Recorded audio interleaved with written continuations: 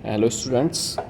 तो आज जो है हम जो स्टेट बोर्ड है हमारा उसके रिस्पेक्ट में एक मास्टरमाइंड के बैक साइड में जो पेपर होता है उसको सॉल्व करेंगे। काफ़ी क्वेश्चंस आने की पॉसिबिलिटी है इसके अंदर से, पैटर्न भी आप लोगों को पता ही है। तो उसके अनुसार ही ज़रा चलेंगे हम। तो इस मास्टरमाइंड को सॉल्व करने से हमारे काफ़ी सारे बेनिफिट्स होंगे। एक तो बोर्ड के रिस्पेक्ट में काफ़ी सारे क्वेश्चन इससे आ सकते हैं। अगर इसके अंदर टोटल आपके पास 28 क्वेश्चंस हैं तो इन 28 क्वेश्चन में से 15 क्वेश्चन अगर एज इट इज़ आ जाएँ तो मज़ा आ जाएगा, है ना जी।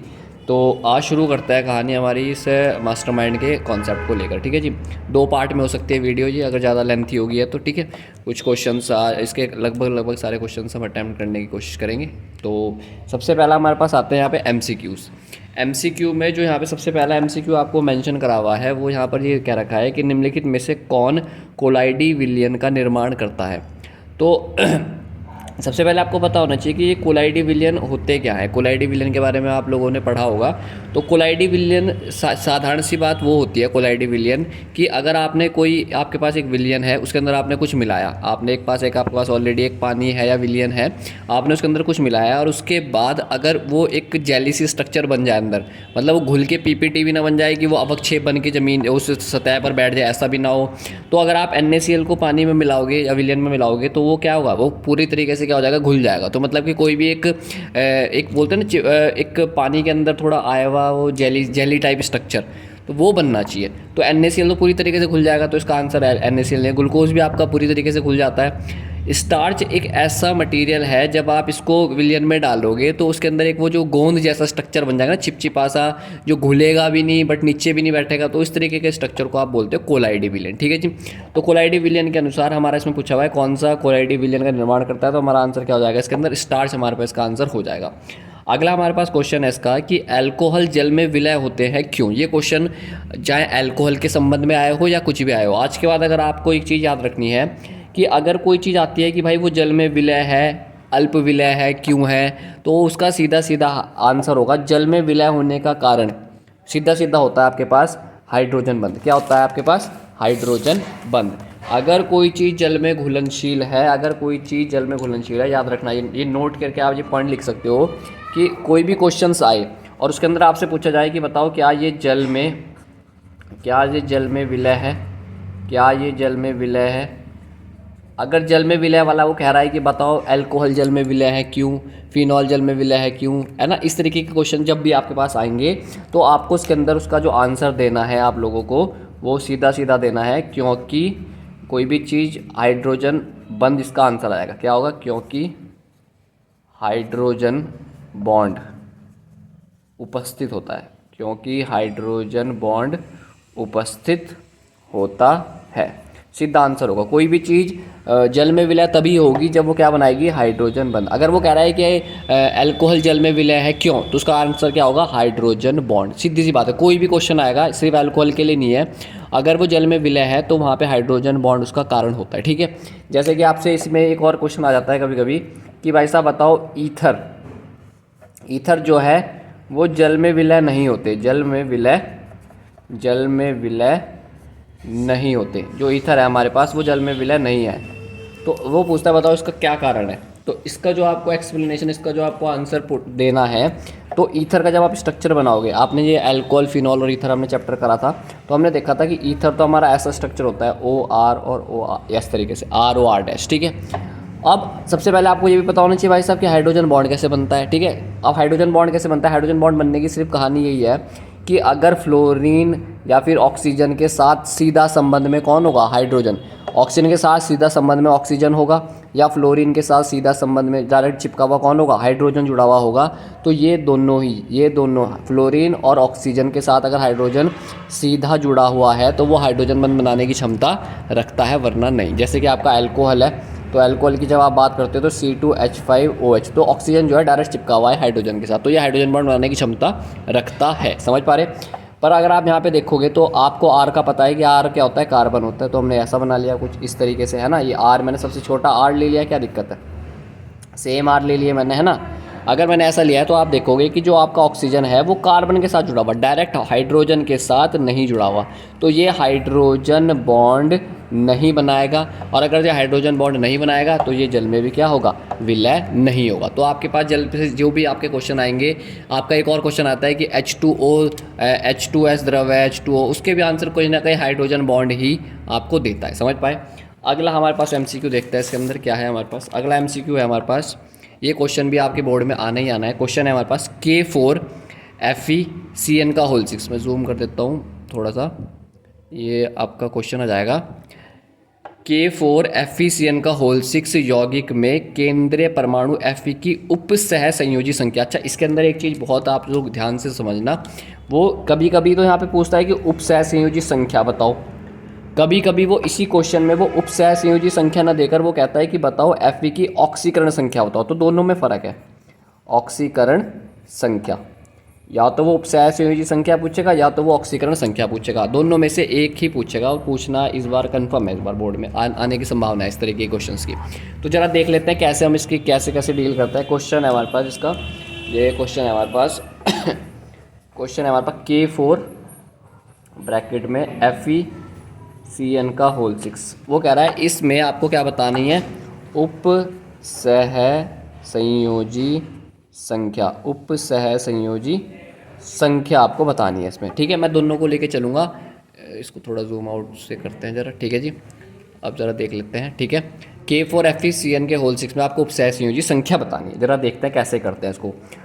उप सह संयोजी संख्या कुछ भी हो, यहाँ पर आपको कुछ भी दिया गया हो, इस कॉम्प्लेक्स ब्रैकेट, इस ब्रैकेट के अंदर, इस ब्रैकेट के अंदर धातु को छोड़कर जो भी लिगेंडों की संख्या होती है या फिर जो भी संख्या यहाँ पे लिखी हुई होगी, वही हमारे पास क्या कहलाएगी, उसकी उप सह संयोजी संख्या। धातु को छोड़कर जुड़ी हुई CN, जैसे अब एक और क्वेश्चन ले लेते हैं, इसी का एक और क्वेश्चन ले लेते हैं, जैसे कि K3FeCN का होल 2, H2O का होल 2 और Cl2, ऐसे करके क्वेश्चन है आपके पास। वो कह रहे हैं बताओ इस यौगिक में उप सह संयोजी संख्या बताओ। तो आपको क्या याद रखना है, आपको सिर्फ ये याद रखना है कि इस कॉम्प्लेक्स ब्रैकेट में धातु को छोड़कर जो भी आपके लीगेंड्स होंगे, ये लीगेंड होते हैं जो भी इस ब्रैकेट में होते हैं, आपको पता ही है। तो इनकी संख्या देख लो, ये 2 हैं, ये 2 हैं और ये 2 हैं, तो आपको इनको टोटल कर देना है, 2 2 और 2, टोटल क्या आ जाएगा 6। तो आपकी इसकी उप सह संयोजी संख्या क्या आ जाएगी, 6 आ जाएगी, समझ पा रहे। तो ये था उप सह संयोजी संख्या, तो साफ साफ आप देख लोगे, ठीक है। जो भी इस धातु को छोड़कर लिगेंड होगा उसकी संख्या आप बता दोगे, ठीक है। अब इसी का एक और क्वेश्चन ले लेते हैं जो आ सकता है बोर्ड में। वो ये आ सकता है कि K4FeCN के होल 6 की में Fe की ऑक्सीकरण संख्या निकाल के दिखाओ, ऑक्सीकरण संख्या बताओ। तो ऑक्सीकरण संख्या जरा देखते हैं, जरा कैसे हम निकालते हैं। इसके अंदर आपको इसके लिए क्या पता होना चाहिए कि भाई K पर चार्ज कितना होता है, CN पर चार्ज कितना होता है। तो आपको ये चीज़ पता होनी चाहिए। आपको पता है K आपका K पर +1 चार्ज होता है, ठीक है। तो एक K पर +1 चार्ज होता है और कितने हैं यहाँ पर, 4 हैं, तो आप 4 लिखोगे, 4 से गुणा करोगे। जब आप दूसरे जब आप दूसरे एलिमेंट पे, दूसरे तत्व पे जाओगे तो आपको बीच में प्लस का चिन्ह लगेगा, ठीक है। ऑक्सीकरण संख्या निकालना बहुत बच्चों को नहीं आ रहा है, तो ये ऐसे निकलती है आपकी। जब आप एक तत्व पे पहुँचने के बाद, एक एटम पे पहुँचने के बाद अगले एटम पे जाओगे उसकी ऑक्सीकरण संख्या लिखने के लिए, तो आपको बीच में कौन सा चिन्ह यूज़ करना है, प्लस का चिन्ह यूज़ करना है, ठीक है। अब Fe का तो निकालना ही है, तो उसको क्या मानना पड़ेगा, x मानना पड़ेगा, +6, ये क्या है 6, और CN पे कितना चार्ज होता है आपको पता होना चाहिए, -1 चार्ज होता है, = 0। अगर इस कॉम्प्लेक्स ब्रैकेट के ऊपर कुछ नहीं लिखा हुआ है तो यहाँ पर 0 आएगा, बट अगर यहाँ पर अगर -1 होता तो यहाँ पे बराबर में -1 आ जाता, अगर यहाँ पे +2 होता तो यहाँ +2 हो जाता, एज इट इज़ जो यहाँ पे लिखा होता है वो एज इट इज़ आ जाता आपका, ठीक है जी। अच्छा, तो अब निकाल लो, अब तो कुछ दिक्कत ही ना रही है। 4 + x - 6 = 0, यहाँ पे आ जाएगा -2 = 0, x = 2।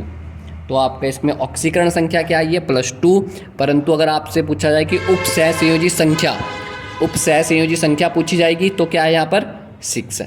तो दोनों में आपको देख लेना है कि क्या कहानी है, क्या पूछ रहा है, ठीक है। +2 पूछ रहा है, क्या ऑक्सीकरण संख्या पूछ रहा है या फिर उप सह संयोजी संख्या पूछ रहा है, क्लियर है। तो हमारा इसका आंसर क्या हो जाएगा, इसमें उसने उप सह संयोजी संख्या पूछी हुई है, तो यहाँ पर इसका आंसर क्या हो जाएगा हमारे पास, सीधा सीधा आंसर हमारे पास आ जाएगा 6, क्लियर है जी।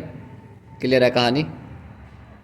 ठीक है जी, अगली कहानी चलते हैं फिर। अगला क्वेश्चन है हमारे पास कि फॉर्मेलिन क्या है। ये क्वेश्चन बहुत बार आ रखा है, फॉर्मेलिन क्या है।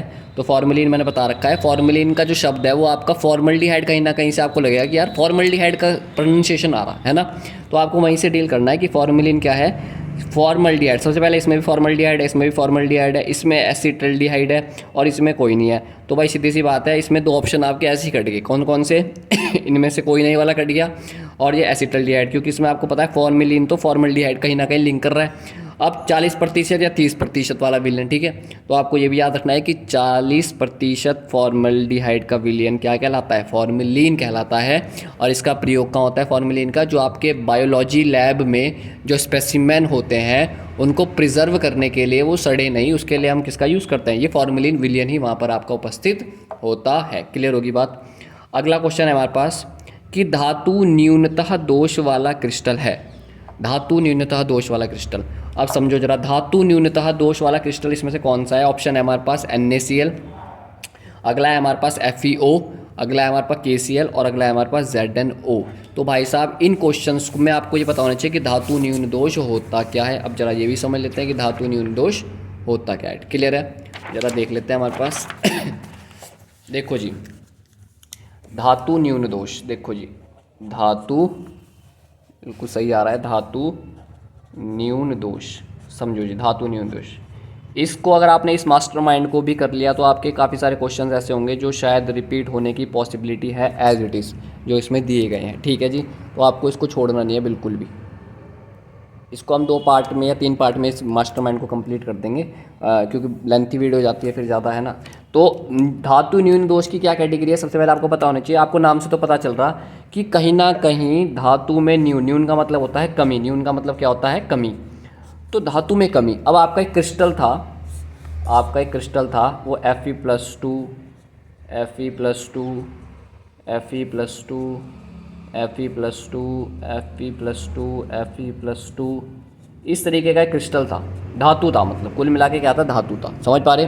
अब जब ये धातु अपने स्थान से रिक्त हो जाएगी, ये धातु पहले ऐसा क्रिस्टल था, अब धातु न्यून दोष वाली कैटेगरी बनेगी ये वाली जो मैं अब बना रहा हूँ। ठीक है, धातु न्यून वाली बनेगी कि हमारा एक Fe जो है यहाँ से गायब हो गया। ठीक है, अभी देख लेते हैं। हमारा क्या हुआ कि एक यहाँ से जो धातु ये Fe थी, ये वाला जो धातु था, यहाँ से क्या हो गया? ये हट गया, तो इसको बोला जाता है धातु न्यून दोष। ये तो परिभाषा हमारी ये कहलाती है। अब मेन चीज़ आती है कि अगला क्या स्टेप है। जब हमारा धातु यहाँ से निकल जाता है तो इसके अंदर क्या होगा? देखो, धातु जब आपकी बनती है ना, मैंने आपको जिंक वाले उसमें भी बताया था कि जब धातु आपकी बनती है तो धातु आपकी जो ठोस अवस्था में धातु होती है, जब आपने जिंक की रॉड ली थी ना, जिंक की रॉड, तो आपने कहा था कि जिंक की रॉड ना Zn+2 करके विलयन में जा रही थी। मतलब कि कहीं ना कहीं अगर कोई रॉड मटेरियल है ना, तो वो रॉड मटेरियल बनता कैसे है? आयनों को मिक्स करके, Zn2+, Zn2+, Zn2+ ऐसे मिक्स करके पूरा रॉड बन जाती है वो। समझ पा रहे? तो सेम कहानी यहाँ पर हुई है कि हमारे पास काफ़ी सारे Fe यहाँ पे उपस्थित थे। जब इसमें से एक Fe निकला, मतलब कि एक Fe निकलने का मतलब है कि Fe+2 निकल जाना या Fe+3 निकल जाना, कुछ भी हो सकता है। समझ पा रहे? मतलब धातु यहाँ से हट गया। एक धातु हटने की वजह से हुआ क्या है कि यहाँ पर जो आपकी जगह थी वो खाली होगी। अब जगह यहाँ पे खाली होने का कारण हुआ कि इस क्रिस्टल की उदासीनता को बनाए रखने के लिए, इस क्रिस्टल की उदासीनता को बनाए रखने के लिए जो इसके बगल में जितना पहले यहाँ पे चार्ज था, उतना ही चार्ज यहाँ पे बनाने के लिए एक धातु अपनी ऑक्सीकरण अवस्था में +2 से किसमें परिवर्तित हो जाती है? +3 या फिर +4 में। मतलब कि जो धातु है इसकी जैसे जितना यहाँ पे चार्ज था, उतना ही चार्ज यहाँ पे बनाए रखने के लिए वो +2 से +3 या +4 में कन्वर्ट हो जाती है, बदल जाती है। इसी को बोला जाता है, इस पूरे प्रोसेस को बोला जाता है धातु न्यून दोष। अब इसमें सीधा सीधा लॉजिक आपको ये लगाना है अपना कि अगर ऑक्सीकरण अवस्था परिवर्तित होनी चाहिए, धातु न्यून दोष की कंडीशन है, धातु न्यून दोष की कंडीशन है कि आपकी जो ऑक्सीकरण संख्या है, ऑक्सीकरण संख्या वो क्या होनी चाहिए? ऑक्सीकरण संख्या परिवर्तित होनी चाहिए, परिवर्तनशील होनी चाहिए। ये लिख लूँ, आपकी जो ऑक्सीकरण संख्या है वो परिवर्तनशील होनी चाहिए, तभी जो है वो धातु न्यून दोष को दिखाएगी। ये कंडीशन है, ये वाली जो है इसकी कंडीशन है, ये वाली इस लाइन ये वाली, ठीक है। अब अगर ये कंडीशन है तो भाई साहब सीधा सीधा पता है क्या हो जाएगा, तो आपने एक बुद्धि लगाई, आपको दे रखा है NaCl, आपको क्या दे रखा है यहाँ पर, आपको यहाँ पे दे रखा है आपको NaCl, ठीक है। दूसरा आपको दे रखा है FeO, तीसरा दे रखा है KCl और चौथा आपको दे रखा है Zn। मतलब कि आपको दे रखा है Na, धातु के रूप में Na है, यहाँ पर कौन है Na। एक जगह है आपका FeO में Fe, धातु Fe है। अगले केस में आपका KCl में कौन है K, और आपका ZnO में कौन है आपका Zn। तो भाई साहब अब आपको आंसर आधा आधा तो मिल गया कि भिन्न भिन्न ऑक्सीकरण संख्याएं कौन प्रदर्शित, ऑक्सीकरण संख्या कौन प्रदर्शित करता है, हमारे डी ब्लॉक के तत्व, हमारे डी ब्लॉक के तत्व, डी ब्लॉक के तत्व क्या दिखाते हैं, वो दिखाते हैं हमें भिन्न भिन्न ऑक्सीकरण संख्याएं, भिन्न भिन्न ऑक्सीकरण संख्याएं। अगर डी ब्लॉक के तत्व ऑक्सीकरण संख्या दिखाते हैं तो मतलब कि जो धातु न्यून दोष है वो डी ब्लॉक के तत्व ही देंगे। चलो बहुत बढ़िया, ये पता चल गया हमें। मतलब कि Na कट गया क्योंकि डी ब्लॉक का नहीं है, K भी कट गया क्योंकि ये डी ब्लॉक का नहीं है बचा कौन है, जिंक और Fe, ये दोनों ही डी ब्लॉक के हैं। परंतु आपने जब हमने ऑक्सीकरण अवस्था करा था तो हमने वहाँ पे देखा था कि जिंक तो केवल एक ऑक्सीकरण संख्या में स्थायी रहता है, जो है जिंक +2, मतलब कि ये परिवर्तनशील ऑक्सीकरण अवस्था प्रदर्शित नहीं करता। तो अगर ये परिवर्तनशील ऑक्सीकरण अवस्था प्रदर्शित नहीं करता तो ये भी हट गया, तो बचा क्या, Fe। तो इसका आंसर क्या हो जाएगा, Fe। अच्छा, यहाँ पर Fe की जगह Mn भी हो सकता है क्योंकि Mn भी भिन्न भिन्न ऑक्सीकरण अवस्थाएं प्रदर्शित करता है, निकिल भी हो सकता है, समझ पा रहे। तो जरूरी नहीं है, रटना नहीं है ना, हमें कॉन्सेप्ट देखना है। तो हमें कॉन्सेप्ट पता चला कि भिन्न भिन्न ऑक्सीकरण अवस्था प्रदर्शित करता है, तो इसके रिस्पेक्ट में हमारा Fe एकमात्र ऐसा था जो यहाँ पर भिन्न भिन्न ऑक्सीकरण अवस्थाएं प्रदर्शित कर सकता था। तो इसका आंसर भी क्या हो जाता है हमारे पास, इसका आंसर हमारे पास हो जाता है FeO। क्लियर है जी। अगला कह रहा है कि लेड नाइट्रेट को गर्म करने पर गैस निकलती है। अच्छा, लेड नाइट्रेट को जब आप गर्म करते हो तो इसको आपको थोड़ा थ्योरेटिकल मामले, कुछ क्वेश्चंस आपको ऐसे भी डील करने पड़ेंगे जो आपको एज इट इज़ स्टेटमेंट की फॉर्मेट में याद रखने पड़ेंगे। तो जब आप लेड नाइट्रेट को गर्म करोगे तो एक तरीके से ये लेड नाइट्रेट की क्या पूछ रहा है, एक आपकी वो कह रहा है कि तापमान का क्या प्रभाव पड़ता है इस पर, तो कौन सी गैस निकलती है। तो आपको याद रखना है कि उसके अंदर NO2 एंड O2 गैस निकलती है, ठीक है जी। अगला एक क्वेश्चन बहुलक से भी आता है आपका MCQ में, वो आपका रहेगा इसमें जो दे रखा है इन्होंने, वो दे रखा है प्राकृतिक रबड़ बहुलक है। प्राकृतिक रबड़ का बहुलक पूछता है तो आपको याद रखना है कि इसका आंसर है आइसोप्रीन। क्या है, आइसोप्रीन। क्या है हमारे पास, इसका प्राकृतिक रबड़ का बहुलक है आइसोप्रीन आइसोप्रीन। आइसोप्रीन का आप स्ट्रक्चर भी देख सकते हो। आइसोप्रीन का स्ट्रक्चर आपका कुछ ऐसा होता है, इस तरीके से। ये आपके कार्बन है, ये कार्बन, ये कार्बन, ये कार्बन और ये कार्बन, आपके 4 कार्बन लगे हुए हैं। तो ये कौन सा बन गया, but, methane ethane propane but. But के 1 नंबर पे और 1 2 और 3 नंबर पे कौन जुड़ा हुआ, डबल बॉन्ड, तो इसको बोलते हैं ब्यूट 1,3 डाईइन। और जब आप इसकी दूसरी पोजीशन पे CH3 लग जाते तो ये क्या बन जाता है आपका आइसोप्रीन। आइसोप्रीन एक इस तरीके का आपका क्या है, इस तरीके का आपका बहुलक का एकलक है। ये एकलक है, जब आप इसको काफ़ी बार रिपीट करोगे तो आपका क्या बन जाएगा, प्राकृतिक रबड़ बन जाएगी, जो कि हमारे पास जो पेड़ पौधों की छाल वगैरह होती है ना पेड़ पौधों की, उसमें आपकी मिलता है। तो ये प्राकृतिक रबड़ का आपका आंसर आ गया, ठीक है। आइसोप्रीन इसका आंसर होने वाला है, ठीक है जी। अगला क्वेश्चन है हमारे पास में कि उत्प्रेरक परिवर्तित करते हैं। उत्प्रेरक मतलब कैटलिस्ट, उत्प्रेरक मतलब कैटलिस्ट। कुछ क्वेश्चंस ऐसे भी होंगे जो आपको हिंदी में समझ में ना आए, तो आपको उनको इंग्लिश में डील करना है। आपका जो पेपर होगा वो बाईलैंग्वेज होने वाला है, तो वो इंग्लिश में भी होगा, हिंदी में भी होगा। तो जैसे उत्प्रेरक लिखा हुआ आपको नहीं समझ में आ रहा तो एक बार उस क्वेश्चन को इंग्लिश में भी आपको रीड करना है। तो उत्प्रेरक से आपको, जब आप इसको इंग्लिश वर्ड से आप डील करोगे इसके, तो उत्प्रेरक का इंग्लिश वर्ड होता है हमारे पास कैटलिस्ट। कैटलिस्ट और कैटलिस्ट की कहानी मैंने आपको बहुत अच्छे से बता रखी है कि कैसे कैटलिस्ट हम कैसे काम करता है। कैटलिस्ट का मैंने आपको रोल बता रखा है, आपने कुछ ऐसा करा था, आपने कुछ चित्र बनाया हो, इसको बोलते हैं हम एक्टिवेशन एनर्जी। ये ऊर्जा होती है हमारे पास, यहाँ पे होता है अभिक्रिया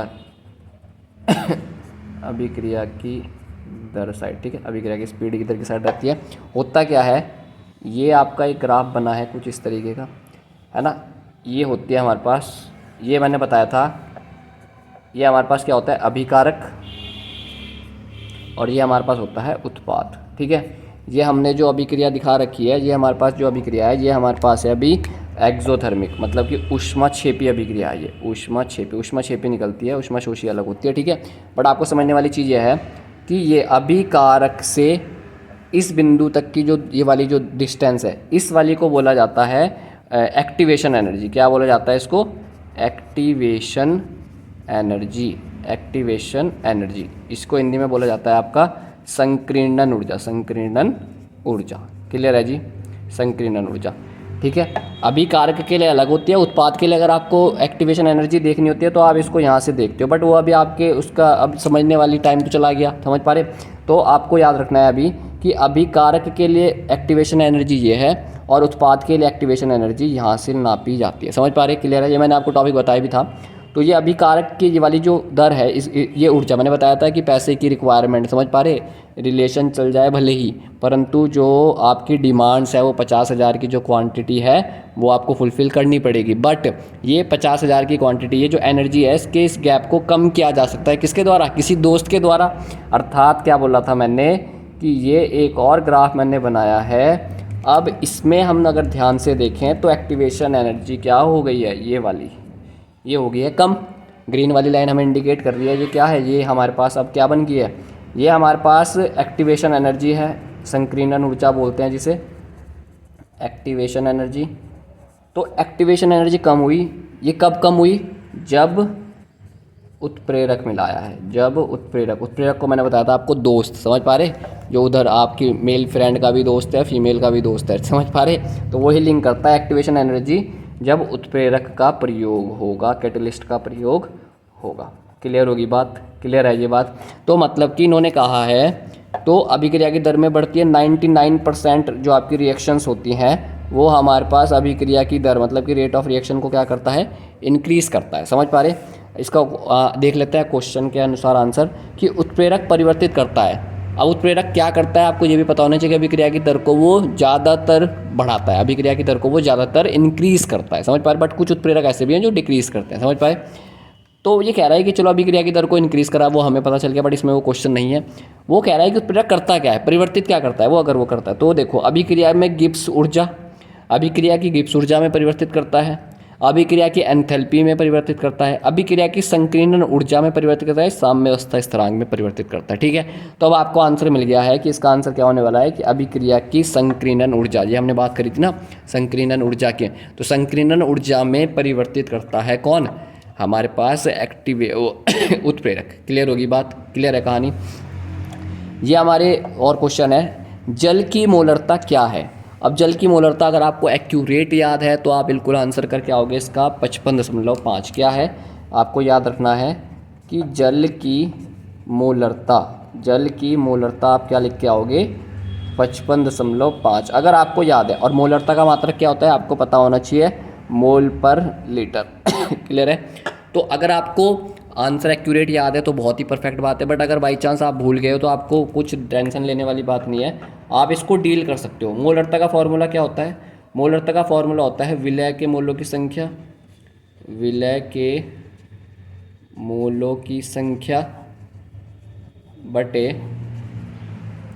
विलयन का आयतन। विलयन का आयतन किस में चाहिए होता है हमें? ये इन लीटर। क्लियर है बात? तो विलय के मोलों की संख्या बटे विलयन का आयतन। अच्छा, विलय के मोलों की संख्या से कभी आपके क्वेश्चन मोलरता, मोललता, किसी भी चीज़ के आपके क्वेश्चन डायरेक्ट इन फार्मूले से नहीं बनेंगे, ठीक है। तो विलय के मोलों की संख्या का फॉर्मूला फिर से चेंज करो, जो क्या होता है? जो होता है हमारे पास विलय का द्रव्यमान बटे विलय का आणविक द्रव्यमान बटे आयतन आपको लीटर में चाहिए। अगर आयतन आपको लीटर में नहीं है, अगर आपको आयतन किस में है? आयतन अगर आपका ml में है तो उसको आप किससे डिवाइड कर दोगे? 1000 से, जिससे कि वो लीटर में परिवर्तित हो जाए। क्लियर होगी बात? ठीक है कहानी। तो अब हम देखते हैं जरा जल का क्या सीन है। देखो जल का मॉलिक्यूल होता है आपका H2O, ठीक है। और जल का जो आपका घनत्व होता है, घनत्व याद रखना, घनत्व इसमें एक इंपॉर्टेंट रोल प्ले करता है, वो होता है 1 ग्राम पर ml। ये आपका होता है घनत्व किसका? जल का। जल का घनत्व होता है 1 ग्राम पर ml। अगर आप इसको थोड़ा और मॉडिफाई करोगे तो आप इसको लिख सकते हो 1 किलोग्राम किसमें? 1 लीटर में या 1000 ml में। क्लियर होगी बात? तो आप इसको इस तरीके से भी लिख सकते हो। क्लियर है ना बात। H2O का जब आप क्या निकाल लोगे, आणविक द्रव्यमान निकालोगे तो क्या निकल के आएगा आपको, इसका द्रव्यमान निकल के आएगा, हाइड्रोजन के हो गए 2। वैसे हाइड्रोजन का 1.008 होता है, पर हम इसको क्या कंसीडर कर लेते हैं अपनी कैलकुलेशन के लिए 1। आपको जितने भी क्वेश्चन आएंगे बोर्ड में, आपको थोड़ा एक्यूरेसी या फिर आपने सिग्निफिकेंस फिगर वाली कैटेगरी करी होंगी ना क्लास 11 में, तो आपको उसके साथ डील कर जाना है। समझ पा रहे। तो हमने इसको एक्यूरेट 1 मान लिया, तो 2 है तो 2 हो गए, प्लस ऑक्सीजन का क्या होता है 8 एटॉमिक नंबर होता है, तो 16 8 दूनी 16, 16 और 2 18, इसका क्या आ गया आपके पास 18, इसका आ गया आणविक द्रव्यमान। क्लियर होगी बात। ठीक है, अब हमें तो भाई साहब यहाँ पे 1000 चाहिए या फिर ml वाला चाहिए ना। ml वाला ना होके अगर हमारे पास ऑलरेडी लीटर वाला है, जब लीटर वाला है ऑलरेडी, तो हम क्यों डील करेंगे। समझ पा रहे। तो अभी हम देख लेते हैं ज़रा। तो विलय का जो हमें यहाँ पर द्रव्यमान कंसीडर करना है, क्योंकि अगर हम यहाँ पे 1 ग्राम या एक किलोग्राम ना करके हम इसको, क्योंकि हमें विलय का द्रव्यमान तो किस में चाहिए होता है, ग्राम में चाहिए होता है ना यहाँ पर। तो यहाँ पर हम 1 किलोग्राम को क्या लिख सकते हैं, 1000 ग्राम भी तो लिख सकते हैं। समझ पा रहे। तो मतलब कि 1000 ग्राम इन 1 लीटर, यही तो चाहिए था हमें। ठीक है, अब मुझे पता चल गया कि विलय का द्रव्यमान कितना है यहाँ पर 1000, तो मैंने यहाँ पर लिखा 1000। और विलय का आणविक द्रव्यमान कितना है, विलय का आणविक द्रव्यमान हमारा H2 है, वही तो हमारे पास विलय इस टाइम वही तो पूछ रहे हैं हमारे पास। ठीक है, तो क्या हो जाएगा 18 बटे आयतन हमारा 1 लीटर में है ना ये, तो 1 लीटर हमें इस वाले फॉर्मूले की जरूरत नहीं पड़ी, हमारा ये कंप्लीट चल जाएगा। तो 1, तो जब आप इसको 1000 बटे 18 को जब आप सॉल्व करोगे तो 55.55 आपका आंसर आ जाएगा। यूनिट लगाना बहुत इंपॉर्टेंट है, क्या आ जाएगा मोल पर लीटर। क्लियर होगी बात। तो अगर एक्यूरेट आंसर आता है तो आप इसमें वैसे भी डील कर सकते हो, क्योंकि 1 नंबर का क्वेश्चन है, 1 नंबर को क्वेश्चन को 1 नंबर के हिसाब से ही सॉल्व करना है। 1 नंबर के क्वेश्चन में आधी 2 3 4 लाइनों से ऊपर लिखना आपकी बेवकूफ़ी होगी। क्लियर होगी बात। अगला है हमारे पास सेल स्थिरांक से आप क्या तात्पर्य रखते हैं। सेल स्थिरांक आपका होता है सेल कांस्टेंट बोलते हैं जिसे, सेल कांस्टेंट। क्लियर है। सेल कांस्टेंट के बारे में देखते हैं। हमने बात भी करी थी रेजिस्टेंस किसकी, प्रतिरोध जो है हमारे पास डायरेक्टली रिलेशन होता है L/A। ये बात करी थी हमने कि जो प्रतिरोध होता है वो लंबाई के अनुक्रमानुपाती होता है। जितना ज़्यादा लंबाई होगी उतना ज़्यादा प्रतिरोध होगा उस तार में, और जितना उसका अनुप्रस्थ काट का क्षेत्रफल होगा, मतलब कि आगे का जो एरिया होगा, उसके इनवर्स होता है। सीधी सी बात है। तभी आपकी जो तार की, अगर आपकी बड़ी बड़ी तार्स होती है ना, जो आपके हाइडिल से आ रही हैं, जो बड़े बड़े पावर प्लांट से आपकी वायर आ रही है, उनकी मोटाई होती है ना, क्योंकि उनकी मोटाई जितनी ज़्यादा होगी, उनका जो ये वाले ऐसे तार होते हैं ना, ये अगर ये क्षेत्र होता है, ये वाला इसको बोलते हैं, ये वाला क्षेत्र। क्लियर हो गया। इसको बोलते हैं अनुप्रस्थ काट का क्षेत्रफल A। ठीक है ना। तो क्रॉस सेक्शन एरिया इसको इंग्लिश में बोला जाता है, क्रॉस सेक्शन एरिया। क्लियर हो गया। अनुप्रस्थ काट का क्षेत्रफल। तो जितना ज़्यादा ये मोटाई होगी इसकी, जितना ज़्यादा अनुप्रस्थ काट का क्षेत्रफल, उतना प्रतिरोध कम लगेगा। ठीक है। तो ये L/A, इसी को हम क्या बोलते हैं, इसी को हम बोलते हैं सेल स्थिरांक। क्या बोलते हैं, सेल स्थिरांक। याद रखना ये सेल स्थिरांक है। ठीक है। ये आपको अगर न्यूमेरिकल में भी आएगा तो L/A वो लिखा हुआ, बाई चांस आपको क्वेश्चन आएगा कि भाई समथिंग कोई वैल्यू दे देगा वो x, और वहाँ पे वो दे देगा कि ये सेल स्थिरांक है। तो सेल स्थिरांक मतलब वो L/A पूरे की वैल्यू दे रखी है, ये पूरा का पूरा L/A is known as cell स्थिरांक। क्लियर होगी। जब आप ये अनुक्रमानुपाती का चिन्ह हटाओगे तो यहाँ पे एक रो आएगा जिसको आप क्या बोलते हो, विशिष्ट प्रतिरोध, स्पेसिफिक रेजिस्टेंस। क्या बोलते थे इसे, इस वाले को बोलते थे आप विशिष्ट प्रतिरोध। क्लियर होगी। टुकड़ों में देखना वीडियो, अगर ज़्यादा लेंथी होगी, है ना, पार्ट्स वगैरह तो बन जाएंगे इसके। ठीक है जी। तो ये आपका आ गया है सेल कांस्टेंट, आप इसको यहाँ से डील कर सकते हो इजीली। क्लियर होगी बात। अगला जो हमारे पास क्वेश्चन आ रखा है, वो हमारे पास क्या रखा है, वो हमारे पास आ रखा है कि जिंक धातु के 3 अयस्कों के नाम बताइए। अयस्क और आपके जो वो क्वेश्चन होते हैं उनको आपको ध्यान से करना है। 1-2 क्वेश्चन आते हैं, जिंक के भी आ सकते हैं या किसी और के, एल्यूमिनियम के आ सकते हैं आपके पास। ठीक है। Fe के आ सकते हैं, आयरन के, तो उनको आपको देख लेना है। ठीक है। तो यहाँ पे जैसे क्वेश्चन है कि जिंक के 3 अयस्कों के नाम व सूत्र लिखिए, तो आपको एक याद रखना है, कैलामीन जो होता है ZnCO3। क्या मैं यहाँ लिख देता हूँ, यहाँ पे आपको इसका वो कर देता हूँ मैं। इसका आपका सबसे फर्स्ट क्या आ जाएगा हमारे पास, जिसको आप बोलते हो कैलामीन। क्या बोलते हो, कैलामीन। इसका क्या होता है फॉर्मूला, ZnCO3। कार्बोनेट वाला अयस्क है ये जिंक का। क्लियर होगी बात। एक होता है आपके पास जिसको आप बोलते हो जिंक ब्लेंडे। क्या बोलते हैं, जिंक ब्लेंडे। इसका फॉर्मूला होता है आपके पास ZnS, सल्फर वाला। सल्फर वाले में जहाँ भी होते हैं ज़्यादातर वो जिंक ब्लेंडे वाली कैटेगरी में जाते हैं, ठीक है। और एक होता है आपके पास जिंक साइड, एक होता है जिंक साइड, जिंक साइड, इसको क्या बोलते हैं ZnO। क्लियर होगी। तो ये आपके पास तीन क्या हो सकते हैं, आपके पास जिंक के 3 अयस्क आपके इस तरीके से हो सकते हैं। क्लियर होगी बात, ठीक है जी। जिंक धातु के 3 है। हमारे क्वेश्चन नंबर 4 तक मामले सेट हो गए, ठीक है। अगला जो पार्ट है वो अभी हम करते हैं अगले कैटेगरी में। क्लियर होगी अगले पार्ट में, क्योंकि लेंथी वीडियो ज़्यादा हो जाएंगी, हम इसको शॉर्ट वीडियो में आप शॉर्ट टर्म में इसको ईजिली डील कर सकते हो। क्लियर होगी बात। तो अब हम अगले पार्ट में हम क्वेश्चन नंबर 5 से स्टार्ट करेंगे।